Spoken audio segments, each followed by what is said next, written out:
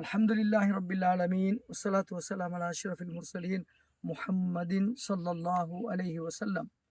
பேரன்புக்குரிய சகோதரர்களே, நாங்கள் ரமலான் மாதத்திலே அடிக்கடி பேசிய தலைப்பு என்னவென்றால் கொடுங்கள் என்று பேசினோம். கொடு என்ற தலைப்பை பார்த்தால் அல்லாஹு தஆலா மிக தெளிவாகவே கொடுக்கும்படி சொல்கிறான். ஃபஅம்மா மன் ஆதா வத்தகா வஸத்தக பில் ஹுஸ்னா ஃபஸனுயஸ்ஸிருஹு லில் யுஸ்ரா என்று தெளிவாகவே கொடுக்கும்படி சொல்கிறான். பாருங்கள், ஃபஅம்மா மன் ஆதா, யார் கொடுத்ததை கொடுக்கிறாரோ. ஒரு மனிதன் பணத்தை கொடுக்க வேண்டும் என்றல்ல, அவனுக்கு எது கொடுக்கப்பட்டிருக்கிறதோ, அறிவு கொடுக்கப்பட்டால் அறிவை கொடு, ஆளுமை கொடுக்கப்பட்டால் ஆளுமையை கொடு, குரல் வளம் இருக்கிறது என்றால் அதை கொடு.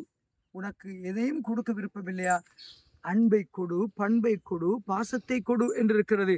எனவே கொடுப்பதற்கு பணம் மட்டும் என்று நினைக்க வேண்டிய அவசியமே இல்லை. எனவே யார் கொடுத்ததை கொடுக்கிறானோ, ஃபஅம்மா மன் ஆதா வத்தகா, அல்லாஹ்வுக்கென்று தூய்மையாக முகஸ்துதியாக கொடுக்கவில்லை, அல்லாஹ் எனக்கு கூலி தருவான் என்று அவனது திருப்பொருத்தத்தை எதிர்பார்த்து கொடுக்கிறானோ, வத்தகா இறை உணர்வோடு பிரஜையோடு கொடுக்கிறானோ. தக்வா என்பது எந்த விதமான கலப்படமும் இல்லாமல் மிக தூய்மையாக அல்லாஹ்வுக்கு கொடுக்கிறானோ. வத்தகா வஸத்தக பில் ஹுஸ்னா, உண்மையை உறுதிப்படுத்தி கொண்டு, உண்மையை நன்மையை நல்லதை உறுதிப்படுத்தி கொண்டு வாழ்கிறானோ.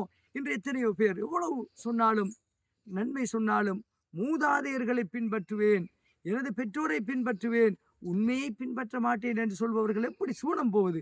எனவே உண்மையை உண்மைப்படுத்தி வாழ வேண்டும். உண்மை என்றால் அல் குர்ஆனும் சுன்னாவும் தான் உண்மை. உலகத்தில் உண்மை குர்ஆனையும் சுன்னாவையும் விட அறிஞர்களோ சிந்தனைவாதிகளோ அல்ல. சிந்தனைவாதிகள் குர்ஆனுக்கு சுன்னாவுக்கு முரணாக சொன்னால் என்ன சிந்தனைவாதிகள்? எனவே உண்மைக்காக வாழ்ந்தால் ஃபஸனுயஸ்ஸிருஹு லில் யுஸ்ரா, ஃபஸனுயஸ்ஸிருஹு லில் யுஸ்ரா, சுவனத்தின்பால் இலகுவாக அனுப்புவேன். வஅம்மா மன் பகில, யார் கஞ்சத்தனம் காட்டுகிறானோ. எந்த அளவு கஞ்சன் என்றால் எச்சிக்கையால் காகம் விரட்டாத கஞ்சன், ஒரு விருந்தாளி வந்தால் வரவேற்க முடியாத கஞ்சன், பணம் போய்விடும் என்று அல்லாவை மறும நாளை ஈமான் கொண்டவர்கள் விருந்தாளியை கௌரவப்படுத்துவார்கள் என்று வருகிறது.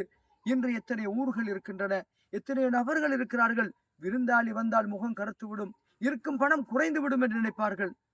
எனவே ஃபஅம்மா மன் பகில வஸ்தக்னா, இரண்டாவது பண்பு, அல்லாஹ்வுடைய வழிகாட்டலை விட்டு புறமுதுகு காட்டி தன்னுடைய மனோயிச்சையை பின்பற்றி வாழ்கின்றவர்கள். வஸ்தக்னா வகத்தப பில் ஹுஸ்னா, எவ்வளவு நன்மை சொன்னாலும் பொய் பொய் என்று பொய்ப்படுத்துவார்கள். இவர்கள் எப்படி சூனம் போவது? இவர்கள் நுழைகின்ற இடம் நரகம்.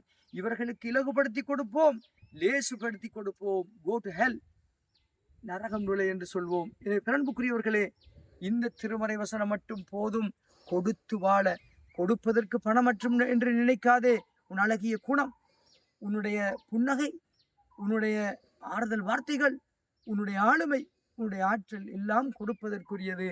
எனவே கொடுப்பதற்கு பஞ்சம் காட்ட வேண்டாம், கொடுப்பதற்கு நிறைய விடயங்கள் இருக்கின்றன என்று கூறி முடிக்கின்றேன். வாஹிர் தவானா அல்ஹம்துலில்லாஹி ரப்பில் ஆலமீன். அஸ்ஸலாமு அலைக்கும் வரஹ்மத்துல்லாஹி வபரகாத்துஹு.